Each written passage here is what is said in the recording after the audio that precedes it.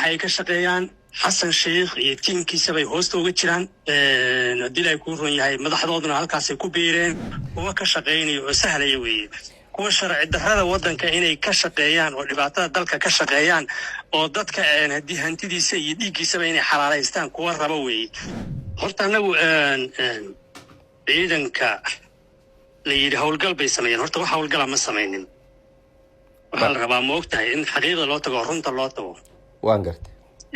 niman dhowr gaari ahoo wiil yaroo weriye ah wato kaamarad lala daba ordayo baa meel suuqa galay meeshii suuqa hadday galeenna way kala baxeen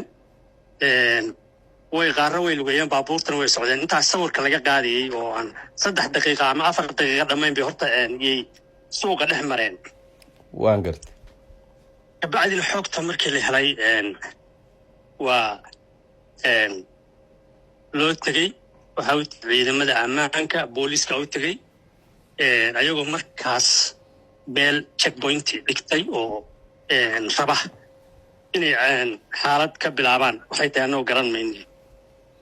ciidankii hadday u tageen waxaa la yidhi meesha checkpointiga ka qaada waxaad ahaydeen xoogaa way caytameen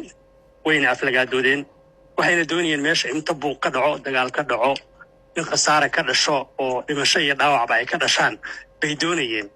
oo xaalad amni ay abuuraan waan gartay intaa dabadeed ciidankii waa nagu soo warceliyeen waxay yidhaahdeen nimankii dagaal bay diyaar u yihiin jawaab kale annagoon bixinin bay isla markiiba guureen ayaguna isla 5 daqiiqo gudahood jawaab kale guddiga amniga oo fadhiya oo inaan talaabadan qaadi lahayn ka tusanayn bay guureen meeshii banneeyeen marka ayagii ciidankii isdul fadhiisteen kaleeto way tageen xeradooda bayna galeen marka howlgal may samaynin waxay sameeyeen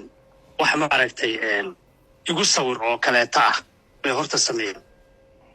laakiin anigu gudoomiyihii gobolkaan ahay gobolka cid kasta oo soo galaysa waa inay soo confirm garayso oo soo inform garayso shaqada u socotana waa inay ii soo sheegto xaalad kasta oo amni oo gobolka laga qabanayana waa in aniga aan la socdo ciidan aanan aqoonsanayn oo aniga ay hoos imaanin oo ciidamada dawladda oo aniga laygu tiriyay aan ka tirsanayn inay howlgal amni ka sameeyaan magaalada wax sax ma ahan guddiga amnigu wuxuusan ogeyn oo aanan ogeyn oo tallaabo ah oo amni ah lama qaadi karo waa mamnuuc ciddii qaadana waxay ku xadgudubtay dastuurka waxay ku xadgudubtay dalka waxay ku